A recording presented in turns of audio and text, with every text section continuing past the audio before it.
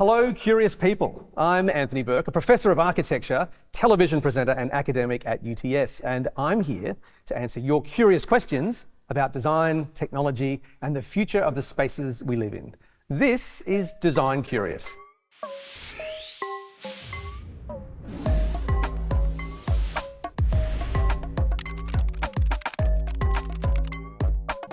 Our UTS community have sent in some thought-provoking questions, so let's get started. How is new technology changing the way homes are designed and built? An excellent question, and one that architecture is very invested in. All sorts of new technologies are making their way into the houses that we build, the buildings that we put together. And interestingly, it's not just the new tech, but a lot of old tech that's coming back to the table. Things like rammed earth or Pise and these kinds of very old traditional ways of building are making a comeback for sustainability reasons. On the other hand, we've got everything from AI helping us to design the floor plans of the future, if you like, and streamline the production process, to 3D printed houses. We've even got houses built these days out of mushrooms. Yep, mushrooms. So we're exploring all sorts of amazing new materials in architecture these days with the idea of bringing down costs, bringing down the carbon footprint of all the houses that we build, and improving the way architecture is improving our lives. What do you think homes will look like in 5, 10 or 20 years? Oh, that's a hard one. I don't think houses are going to look a great deal different, maybe a little more streamlined, if you like, but they'll be organised very differently. Things like our work from home environment these days is changing what we want from our houses. So things like an office where everyone can get their own, professional space is a really important thing these days. Also, the materials we use and the amount of space that we're building, that will sort of come down. We're shrinking the size of our houses. Australia has some of the largest houses in the world right now, and that's not a good thing. So we're looking at actually being more efficient in the way that we design our homes. I think, though, most importantly, we're coming back to the idea of what is home to everybody. So how do we have a family? How do we create memories? How do we find a place in this crazy world that we live in where we can have a moment of joy, a moment of happiness? Those are the things that are driving architecture for so many of us. How can smart design make small spaces feel bigger and more livable? That's a really good question. It's one that actually most people can make an immediate change in their environments by doing something small to somewhere in their home. The thing to think about here is how can you double time different spaces in the home? What I mean by that is, rather than thinking a bedroom is just a bedroom or a hallway is just a hallway, how can we add new uses to those spaces to make them more efficient and make them a little bit different as well, more interesting as you walk through the home? So something like a hallway is a really good example. A hallway is a perfect spot if it's wide enough to accommodate a long desk perhaps, or a library or something like that would be perfect for a work from home situation, or the after school homework. Those kinds of ideas are what's changing. I really like the idea of trying to find a moment in the home that is just about taking a step out of time, a moment of rest and repose. So a beautiful little window seat that overlooks a garden or has a little bit of sunlight coming through. A place where you'd pull up with a cup of coffee and a book and spend maybe 20 minutes a day just being at home and, calming down after a busy life. Those are the kinds of spaces that really do make a huge difference to how we feel about our houses and our homes. And they're the things where design is making a big impact.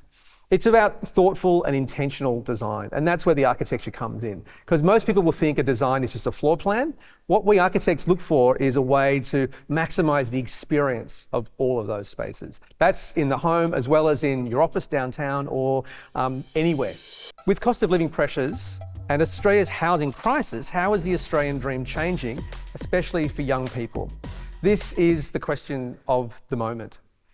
It's a difficult situation. 70% of people under the age of 35 don't believe they're going to own a home in their lifetime. That is a huge generational change from what's come before. So we in Australia right now are facing a real crisis where home ownership is no longer the game. Most people are imagining, again, those under 35s are imagining, I'm going to have to do something else.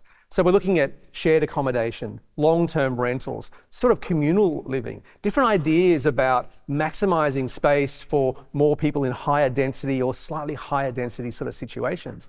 And that's a real challenge to the idea of the traditional Australian home or the Australian dream as it was sort of given to us in the 1950s. So with that on the cards, we're looking at architecture to do a lot more work to make those kinds of situations work for the people who are living there. What I mean by that is things like privacy, things like communal spaces. How do you get that balance right? Everyone needs their privacy, but people want to be together. People want to share a laundry, maybe share a kitchen, certainly share a garden. These are great ideas. And it's those kinds of ideas that are reshaping the Australian home for tomorrow. Where did the housing crisis come from, and what kind of crisis is it? Well, it depends who you ask.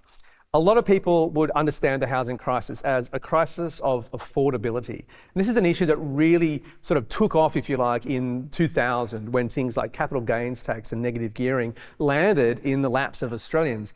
And that really changed the Australian home from a place where we grow up, we raise kids, we create our memories, to a financial asset. And the home was now the best financial investment one could make to secure your retirement or grow wealth into the future. At that moment, that was 25 years ago. So for 25 years, we've seen housing prices rise through the roof, but our wages haven't kept up with that kind of change in the house price. So the multiple of our wages to housing prices was back then somewhere like about 3 to 1. The house price was 3 times our wage. Now it's about 9 or 10 times to 1. So that difference is the affordability issue. That's the affordability gap, if you like. And that's not changing. Nothing is changing that space anytime soon, which is a real problem for us. So that's one version of the crisis. But I also think there's another version, which is we tend to think of the Australian home as a very singular kind of thing. We don't have a lot of diversity in our housing stock, which means when we understand a house in Australia, we're probably thinking about a 3-bedroom, 2-bathroom, carport out the front kind of house on a suburban lot, somewhere in the suburbs of a major metropolitan centre. But our demographics, our sort of the makeup of the Australian population has changed so much since the 1950s, when that sort of idea was sort of first born, that those kinds of houses no longer suit us. So for me, there's a real crisis between what we need and what will suit our current lifestyles and our family makeups today versus what we're building, which are the houses that were really meant for a family of the 1950s. Can design help make homes more affordable? The short answer is absolutely yes, 100%. The way I think about it is if you get the right advice up front, you're actually designing in the efficiencies and the affordabilities of the life of the home, which is going to be something like 40 years or so. So when you think about that, what does that mean? It means designing a smaller home, one that works better for the family, even though it's a bit smaller in its size, one that's more sustainable, more energy efficient. Those kinds of ideas are where design steps in at the very beginning of a project. Choosing better materials that are more robust, that don't need so much maintenance, for example. This is all part of the spatial and the design parameters of a new home, for example. And it's that information, it's that sort of intelligence up front which saves you money in the very long term. So you might spend a little bit more on architect's fees, but the balance, the payoff is that you'll have a much better home for much longer, and that's where you get the affordability. Are new types of homes emerging to respond to these challenges? Absolutely. What we're seeing now is a real commitment to medium density dwelling and even new types of apartment design. For Australians, living in an apartment is something that you think, wow, that's only a step towards a house. But for many people, an apartment is going to be their reality as they kind of live their lives in Australia. And as a consequence, apartment design is changing quite fundamentally. It's going from those investment properties that you see sort of sprouting up around major capital cities to apartment sizes which are bigger, allow more space, are more flexible, can accommodate different generations across one family, for example, and allow you to sort of stay in an apartment and use all the benefits of a group of people living together in an apartment block. Things like the gym, the pool, the garden, the laundries, those sorts of ideas where actually you're getting immense benefit out of those. So the idea of designing better apartments is very much on the table right now. The other thing that's changing right now is the multi-generational house. And what that means is we're designing houses that are just slightly bigger to accommodate mum and dad, grandma and grandpa, as well as the kids who are staying home longer, maybe not even ever leaving home at all. That's the reality of the future of the housing crisis in Australia. So we might have 3 generations living under one roof. That requires a very different kind of mindset for how do you design a house that accommodates all of those different people, bodies, social relationships moving around on a daily basis without getting annoyed at each other, without falling over each other.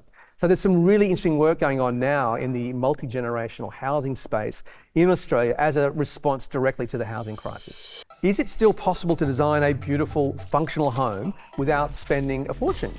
Absolutely, although it does depend on what your idea of beautiful is. If beautiful to you means really expensive materials and sort of lots and lots of space and all those imported things from all around the world, then you're going to spend a fortune to make that happen. But good and beautiful design to me isn't that at all. What I think of when I think of beauty is the idea of feeling really good about being in a space, about wanting to invite my family and my friends to be with me in that place. It's the idea that beauty is the way we live in a house rather than how the house looks. So beauty in that sense doesn't have to be expensive at all. It's really about finding those moments through design when you can celebrate life in its everyday kind of dimensions. And that's where design can make really small but really meaningful differences to anyone's house. How do culture and climate influence the way homes are designed? They are the two big drivers, if I had to say it. Money, surprisingly, isn't as much of a driver as those two things, culture and climate. Culture we understand because it's who we are as a nation. It's how we live in Australia. So that's pretty straightforward. But the environmental or the climate response is something that we're kind of having to update our ideas around quite fundamentally. We are in a climate crisis. The temperatures are rising. Things like floods and bushfires are happening more often. So we're changing the way that we think about our houses as a way to respond to those kinds of natural disasters or natural situations much more effectively than we have in the past. The other side to that is we're using materials now which are really conscious decisions about designing with materials that are sustainable, which means we can not only build our houses with them, but we can also dismantle our houses and reuse those materials. It means that those materials don't require us to put a lot of energy into the house to heat or cool the house during the summer or winter. So clever design really does get inside that idea of climate change and climate as a whole. And it's so important, especially in a country like Australia, to respond to our climate. It's pretty extreme. If you're living in Tassie, it's below zero. If you're living in the far north of Queensland, it's hot all the time and very humid. So we've got a lot of environmental extremes to cope with.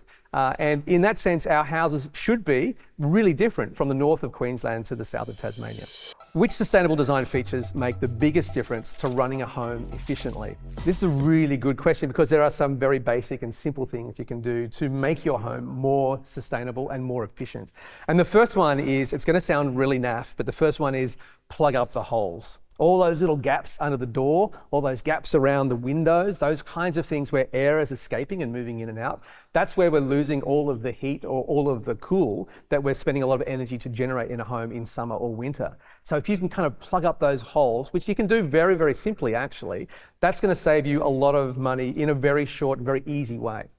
The next thing to do is really think about things like the materials that you're using, and I'd use it as an example here. Something like double glazing, for example. Most old homes have just a single pane of glass in the windows, but double glazing uses two panes of glass, and in doing that, it means that the heat or the cold transfer between the inside and the outside is much less because of that double glazing. What that really means is that when we create a temperature inside by heating the house, for example, it'll stay that temperature inside. So double glazing is one of those upgrades that many people could do, again, quite easily, but not without a cost.